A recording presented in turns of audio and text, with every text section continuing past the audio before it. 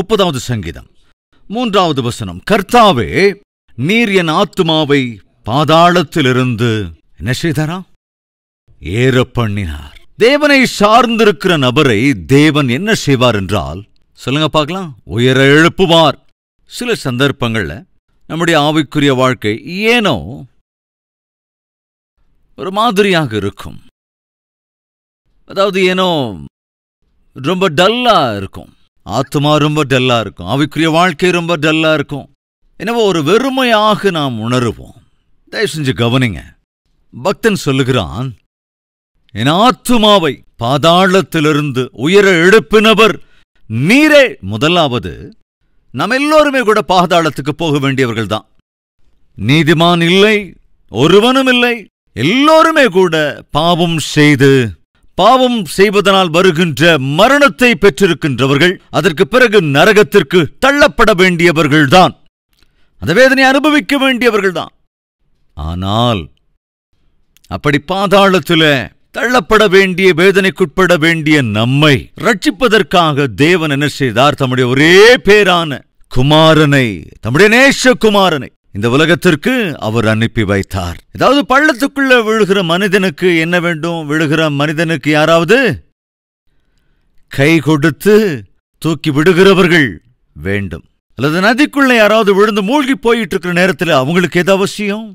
கை கொடுக்கிறவர்கள் வேண்டும், அல்லது கயிறு கொடுக்கிறவர்கள் வேண்டும், அல்லது தாங்களே அந்த நீருக்குள்ளே குதித்து காப்பாற்றுகிறவர்கள் அவசியம். நாம் ஆராதிக்கிற நம்முடைய கர்த்தராகிய இயேசு கிறிஸ்து எங்கோ ஒரு இடத்திலே உட்கார்ந்து கொண்டு அடிந்து போய்க் கொண்டிருக்கிற மனிதனை பார்த்து அப்படி செய், இப்படி செய், அதை செய், இதை செய் என்று சொல்லவில்லை.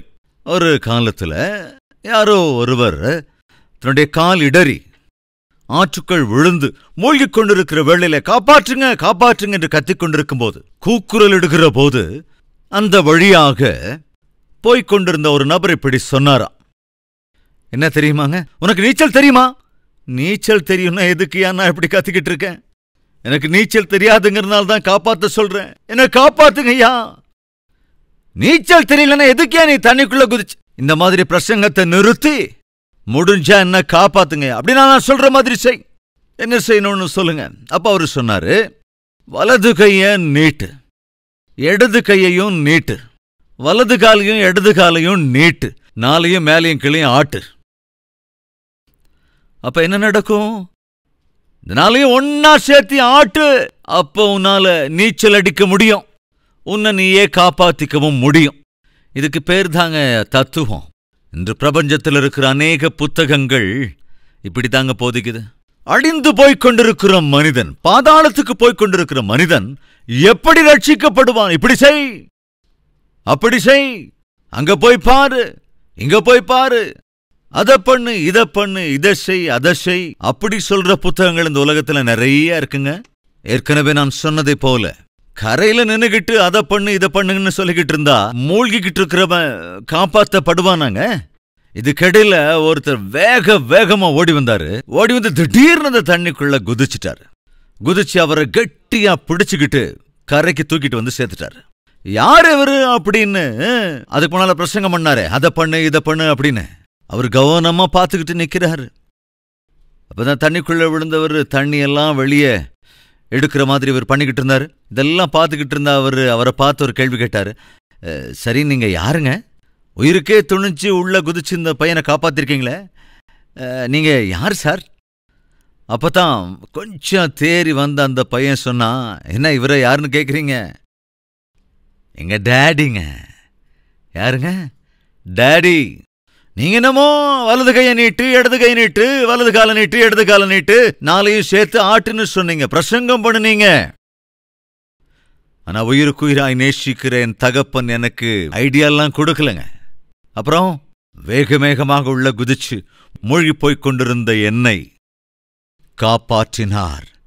இதைத்தான் ஆண்டவராக இயேசு கிறிஸ்துவும் அன்று செய்தார். அன்பு சகோதரனே, சகோதரியே, தாவீதுக்கு தெரியும் தேவன் எந்த விதத்துல தன்னை ரட்சித்தார் என்பது. பாதாளத்திலிருந்து என் ஆத்துமாவை எழுப்பினீர். நாம் எல்லாரும் யார் தெரியுங்களா?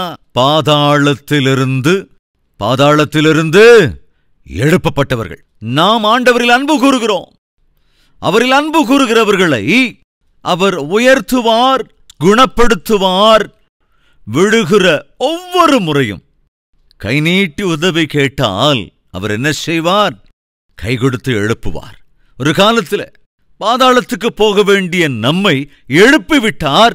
இப்பொழுது ஆவிக்குரிய வாழ்க்கையிலே, ஆவிக்குரிய பிரயாணத்திலே நாம் ஒருவேளை எந்த சந்தர்ப்பத்திலாவது இடறி விழுந்து விட்டால் உடனே நம் கரங்களை நீட்டி, ஆண்டவரே என்னை காப்பாத்துங்க என்று நீ மன்றாடுவாய் என்றால், ஜெபித்து விண்ணப்பம் பண்ணினால் எழுப்புகிற தேவன். தயவு செஞ்சு கவனிங்க. தாவீது கர்த்தருடைய இருதயத்திற்கேற்றவன் என்று வேதம் சொல்லுகிறது. அப்படி இருந்ததால் மாத்திரம் தாவீது தப்பு செய்யவில்லையா? தாவீது பாவம் செய்யவில்லையா? செய்தான். என்ன செய்தான்? பயங்கரமான விபச்சாரம், பேர்பட்ட பாவம். ஆனா தயவு செஞ்சு கவனிங்க, அந்த பாவம் அவனுக்கு வெளிப்படுத்தப்பட்ட போது, நீ செய்தது தப்பு என்று தீர்க்கதரிசி வந்து கண்டித்து உணர்த்திய போது தாவீது கோபித்துக் கொள்ளவில்லை. நீ யாரியா என்கிட்ட வந்து சொல்றதுக்கு? நான் இந்த தேசத்தை ஆளுகை செய்கிற ராஜா, நான் என்ன வேண்டுமானாலும் செய்வேன், என்ன கேட்கறதுக்கு நீ யாரு என்று சொல்லி இருக்கலாம். ஒருவேளை சவுல் அப்படித்தானே நடந்துகிட்டான். ஆனால் தாவீது அப்படிப்பட்டவன் அல்ல. தன்னுடைய பாவங்கள் வெளிப்படுத்தப்பட்ட போது மனஸ்தாபப்பட்டான், கண்ணீர் சிந்தி அழுது அறிக்கை செய்தான். 51வது சங்கீதம் தான் மனஸ்தாபப்பட்டு தான் செய்த பாவங்களை உணர்ந்து அழுது எழுதிய சங்கீதம். ஒரு பக்தன் விதமாய் சொல்லுகிறார், இரத்தத்தால் எழுதினான் என்று. அந்த அளவுக்கு கண்ணீர் சிந்தி அழுதான். ஆண்டவரே நம் மன்னிங்க மன்றாடினான். தேவனும் அவனை மன்னித்தார். தான் செய்த பாவங்களை மன்னித்தது மாத்திரமின்றி, கவனிங்க, தாவீது பெத்சேபாளை விவாகம் பண்ணிக்கொண்டான். ஆனால் மன்னிப்பு கேட்டதற்கு பிறகு தேவன் எந்த அளவுக்கு இறங்கினார் என்றால், அந்த தாவீதுக்கும் பெத்சேபாளுக்கும் குமாரனாக சாலமோன் என்ற மகா ஞானியை தேவன் அருளிச் செய்தார். இதை இங்கே நாம் பார்க்கிறோம். தேவனுடைய கிருபை.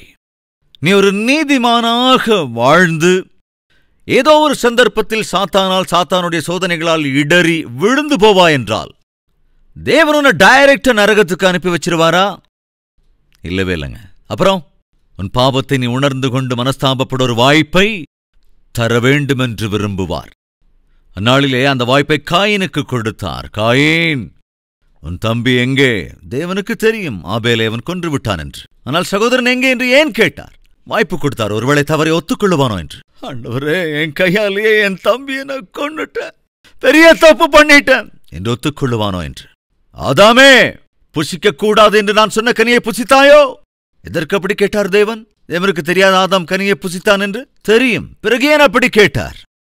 ஆண்டவரே, புத்தி கெட்டு போய் நீங்க புசிக்க கூடாதுன்னு சொன்ன கனியை புசிச்சிட்ட ஆண்டவரே அப்படின்னு சொல்லுவானோ என்றுதான். கவனமாய் பார்ப்போம் என்றால், தேவன் மனிதனை சிட்சிக்குவதற்கு முன்பு பாவ மன்னிப்பு கேட்பதற்கு வாய்ப்பு கொடுத்துக் கொண்டே இருந்தார். கேயாசே, நீ எங்கே இருந்து வருகிறாய் என்று எலிசா கேட்கிறான். எலிசாவுக்கு தெரியும், நல்லாவே தெரியும். இருந்தும் ஏன் அந்த கேள்வி கேட்டான்? எப்பொழுதும் கேட்காத இந்த தீர்க்கதரிசி எலிசா இன்னைக்கு குறிப்பா எங்கிருந்து வர்றன்னு கேட்கிறாரு. என்னது? நான் நாகமானிடமிருந்து வர்றத ஒருவேளை பார்த்துட்டாரா? ஒருவேளை பார்த்திருந்தா இனி பொய் சொல்லி எந்த பிரயோஜனமும் இல்லை. தப்ப ஒத்துக்கிறது நல்லது. ஐயா எலிசா, புத்தி கெட்டு போய் பொய்களை சொல்லி அந்த நாகமான் கிட்ட இருந்து கொஞ்சம் வஸ்திரங்களையும் வெள்ளியையும் நான் வாங்கிட்டு வந்துட்டேன் ஐயா, என்ன மன்னிச்சிருங்க இப்படி சொல்லியிருந்தா எவ்வளவு நல்லா இருந்திருக்கும். கேயாசே, நீ எங்கே இருந்து வருகிறாய்? வாய்ப்பு. அனனியா, சபீரா இவர்கள் தங்கள் காணி ஆட்சியை விற்ற பிறகு முதலில் என்ன நினைத்தார்கள்? அதை விற்று வரும் எல்லாவற்றையும் தேவனுக்கு தர வேண்டும் என்று நினைத்தார்கள். ஆனால் விற்ற பிறகு அதில் பாதியை தாங்களே வைத்துக் கொண்டார்கள். பேதுரு இப்ப கேள்வி கேட்டான், இதுக்குத்தான் உங்க காணி ஆட்சியை நீங்க விற்றீங்களா என்று அனனியாவிடம் கேட்கிறான். பேதுருவுக்கு தெரியாது நினைக்கிறீங்களா? பரிசுத்த ஆவியானவர் பேதுருவுக்கு ஏற்கனவே தெரியப்படுத்தி விட்டதால் தான் பேதுரு அந்த கேள்வியை கேட்கிறான். இன்னும் சொல்ல வேண்டும் என்றால், பரிசுத்த ஆவியானவர் தான் அந்த கேள்வி கேட்கிறார். உங்கள் காணி ஆட்சியை நீங்கள் விற்று வந்த பணம் எல்லாவற்றையும் கூட தேவனுக்கு தர நினைத்தீர்கள் அல்லவா? எவ்வளவுக்கு விற்றீர்கள்? இதுக்கு முன்னால கேள்வி கேட்காத பேதுரு இன்னைக்கு கேள்வி கேட்கிறார்னா, பரிசுத்த ஆவியானவர் பேதுருவுக்கு வெளிப்படுத்திட்டாரோ என்னவோ. உண்மையை ஒத்துக்கிறது தான் நல்லது. ஐயா ஐயா ஒரு நிமிஷம் ஐயா, நாங்க 10 லட்சத்துக்கு வித்தோம், 5 லட்சத்தை தான் கொடுத்துருக்கோம், 5 லட்சம் வீட்டுல இருக்கு, அதை கொண்டு வந்து கொடுத்துட்றோம், தப்பு நடந்துருச்சு ஐயா சொல்லுவானோன்னு வாய்ப்பு கொடுக்கப்பட்டது. அதை பயன்படுத்திக் கொள்ளவில்லை. அனனியா பொய் சொல்லிவிட்டான். பரிசுத்த ஆவியானவருக்கு முன்பாக பொய் சொல்லிவிட்டாய். சிட்சிக்கப்பட்டான். அனனியாவும் சபீராளுமே தப்பை ஒத்துக்கொள்ளாததால் தான் சிட்சிக்கப்பட்டார்கள். கேயாசியும் தவறை ஒத்துக்கொள்ளாததால் தான் சிட்சிக்கப்பட்டான். காயினும் தவறை ஒத்துக்கொள்ளாததால் தான் சிட்சிக்கப்பட்டான். ஆதாமும் ஏவாளும் தவறை ஒத்துக்கொள்ளாததால் தான் சிட்சிக்கப்பட்டார்கள். ஆனால் தாவீதை தேடி தீர்க்கதரிசி வந்த அந்த மனிதன் நீதான் என்று நேருக்கு நேர் அவனை சுட்டிக்காட்டிய போது தாவீது தன் தவறை ஒத்துக்கொண்டான். அந்த மனுஷன் நானே தப்பு செய்துவிட்டேன், நான் பாவம் செய்துவிட்டேன் என்று பாவ மன்னிப்பு கேட்டான். தேவன் மன்னித்தார். இன்று நம்மத்தில் யாராவது இருக்கீங்களா? ஆவிக்குரிய வாழ்க்கையை தொடர்ந்து உண்மை முத்தமுமாய் ஊழியம் செய்து கொண்டு நீதியாய் நேர்மையாய் வாழ்ந்து ஏதோ ஒரு சந்தர்ப்பத்தில் சாத்தானுடைய காரியங்களில் இடறி தேவன் உனக்கு அருளிய ஆத்தும ரட்சிப்பின் சந்தோஷத்தை, ஆவிக்குரியவைகளை, ஆரோக்கியத்தை கெடுத்துக் கொண்டு ஒருவேளை இன்று வாழ்க்கையே தடுமாற்றமாக்கிக் கொண்டு ஒரு கடைசி நிலையில் ஒருவேளை நம்மில் யாராவது சேர்ந்திருப்பீர்கள் என்றார். கவனி, தேவன் உனக்கு ஒரு வாய்ப்பு கொடுக்கிறார் இந்நாளிலே. எதற்கு? மனம் திரும்புவதற்கு. பாதாளத்திலிருந்து நம்மை மீட்கிறவர் தேவன்தான். பரிசுத்தவான்கள் இடறி விழும்போது, மனம் திரும்புகிற போது தம்முடைய கையை கொடுத்து எழுப்புகிறவர் கூட பரிசுத்தமுள்ள தேவனாகிய கர்த்தர்தான். என்னை தூக்கி எடுத்தீர். தூக்கி எடுத்தது மாத்திரமல்ல, என்னை உயிரோடே காத்தீர். என் கதை அவ்வளவுதான் நினைச்சேன்.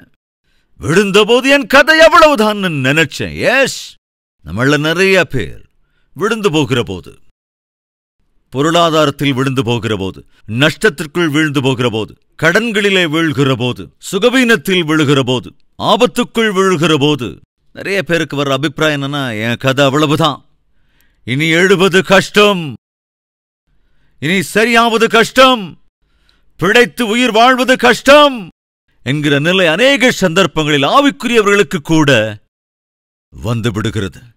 பக்தனான தாவீது இங்க சொல்லுகிறான், ஐயா, பாதாளத்திலிருந்து, பெரும் பள்ளத்திலிருந்து தூக்கி எடுத்தீர். இனி பிழைக்க மாட்டேன், உயிர் பிழைக்க மாட்டேன் என்றிருந்த என்னை உயிர் பிழைக்க வைத்தீர். இன்று நம்மத்தில் யாராவது இருக்கீங்களா? இனி உயிர் பிழைப்பது கஷ்டம். அதேபோல இன்று உனக்கு வந்திருக்கிற சுகவீனத்தினாலே இனி நான் பிழைக்க மாட்டேனோ, என்னுடைய கதை அவ்வளவுதானோ என்று சாத்தான் கொண்டு வருகிற பயத்தினாலே ஆட்கொள்ளப்பட்டு உயிர் மீதே ஆசையை எழுந்து போயிருப்போர் யாராவது இருக்கீங்களா என்றால் கவனே, நீ சேவிக்கின்ற, நான் பிரசங்கிக்கிற இந்த ஆண்டவராகிய இயேசு கிறிஸ்து உன்னை உயிர் பிழைக்க வைக்க போதுமானவர். உயிர் பிழைக்க வைத்தே தீருவார். அவரை சேவிக்கிறவர்களை, அவரை சார்ந்து கொள்ளுகிறவர்களை உயர்த்துகின்றவர். இரண்டாவது, குணமாக்குகின்றவர். மூன்றாவது, உயர எழுப்புகிறவர். நான்காவது, உயிர் பிழைக்க வைக்கிறவர். நம்மள நிறைய பேருக்கு பிழைப்பு மேல ஒரு நம்பிக்கை இல்லாம போச்சு. பிழைக்கணும்னா நாம கடினமா உழைக்கணும்.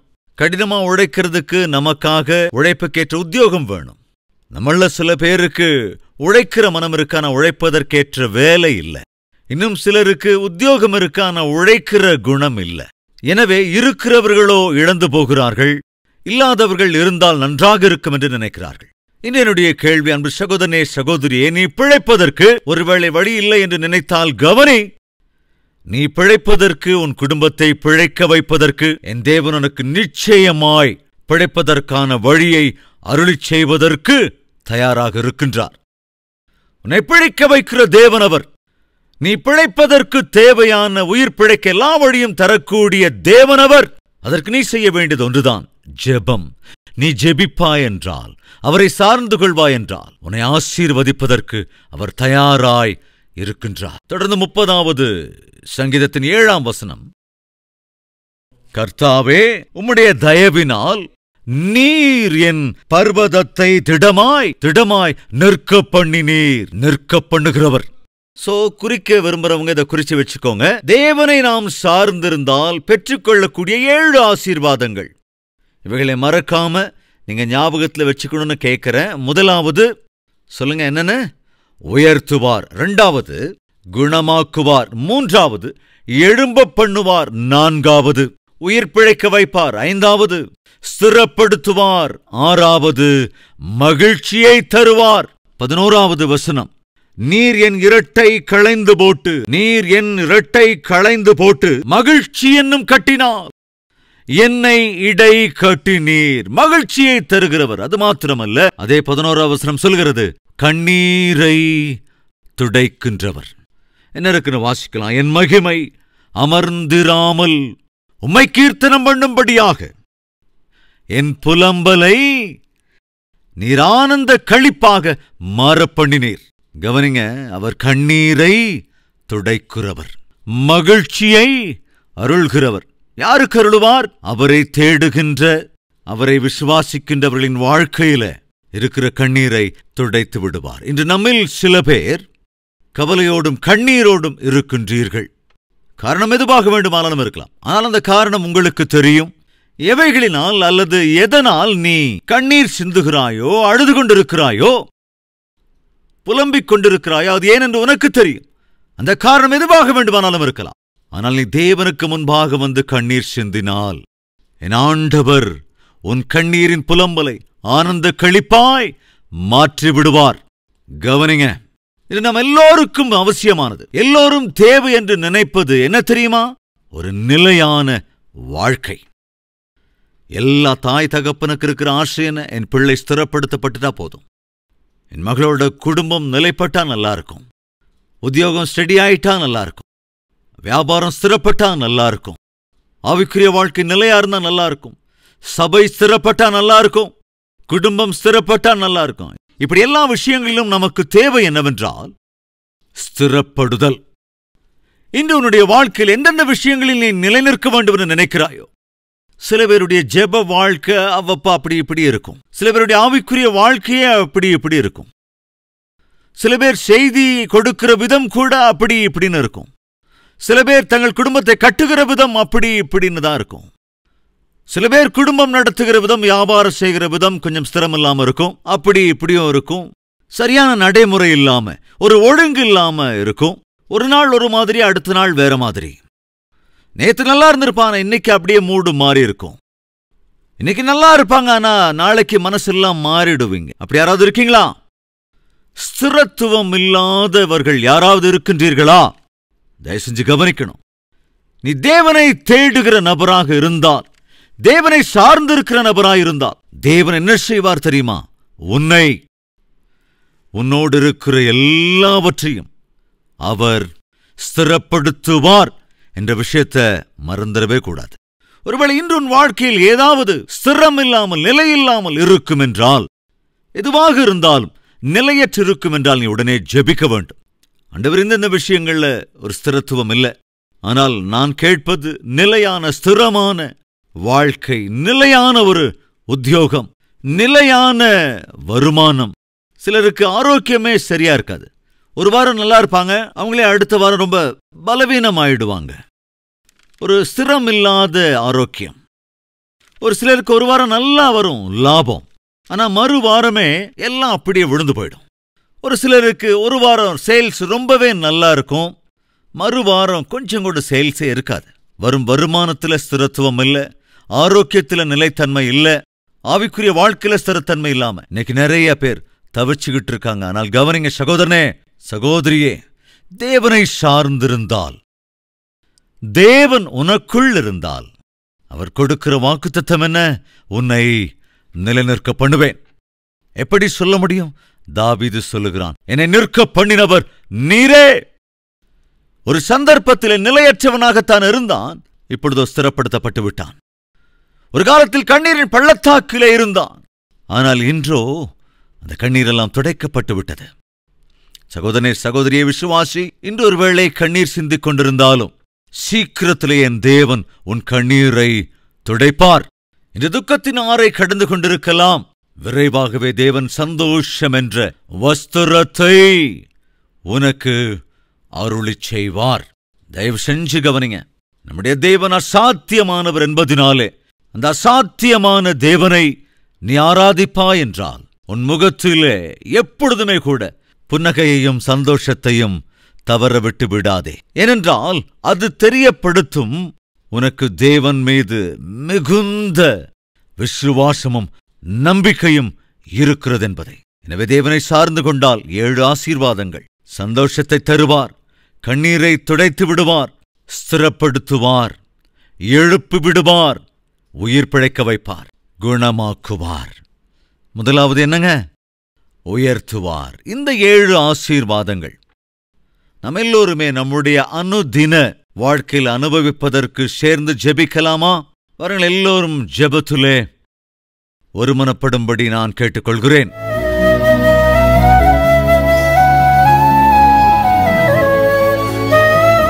பரிசுத்தமும் அன்பும் நிறைந்த பிதாவே, தெளிவாய் திட்டவட்டமாய் இன்றும் எங்களோடு பேசியதற்காக ஸ்தோத்திரிக்கிறோம், துதிக்கிறோம். அப்பா, உம்மை சார்ந்திருக்கிறவர்களுடைய வாழ்க்கையில, உம்முடைய துணை இருக்கிற நபருடைய வாழ்க்கையில 7 ஆசீர்வாதங்களை பெற்றுக்கொள்வான் என்று தெளிவாய் எங்களுக்கு கற்றுத் தந்திருக்கிறீர்.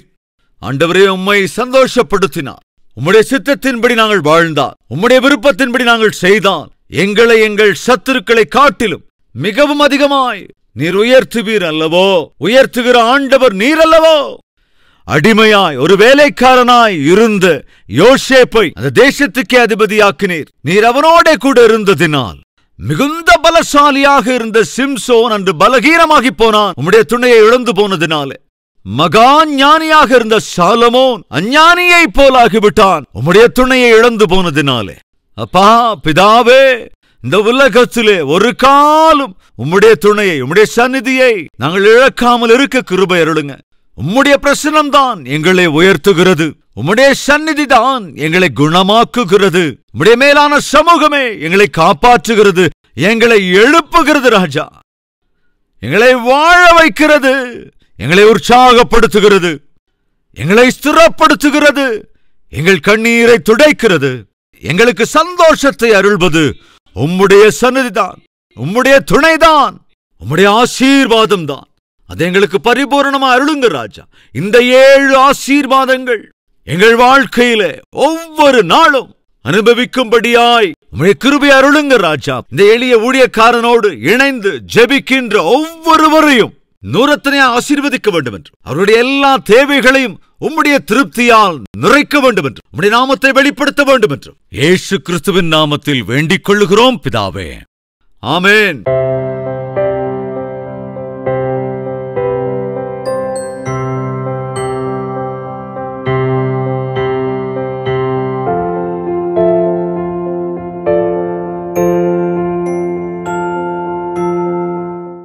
எங்கள் முகவரி: கல்வரி, தபால் பெட்டி எண் 30, குக்கட்பள்ளி, ஹைதராபாத் 72.